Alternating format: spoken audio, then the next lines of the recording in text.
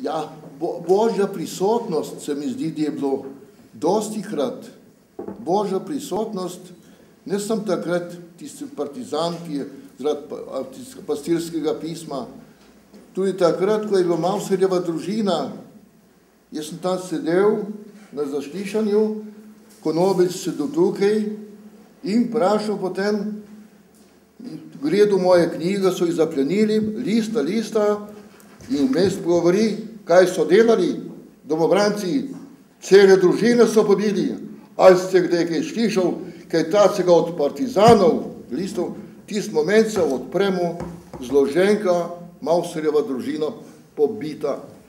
Tu je dano tisto uro, a ne, odgovor, nisem še odgovarjal, on je tam da odgovor, kaj pa to? Jaz in tu smo dobili, dal bogoslovec Jož, nam je dal to za spomin in je potem konc zasliševanja, nič ne spraševal, kdo je pobijal, kdo ni pobijal. Ne. To je dostkrat sem to doživel, torej dano tisto uro, rešitev tisti moment, ki sem rabil za odgovorne. In tudi to je bilo pa tako malo en intermezzo, košček kruha pa košček salame.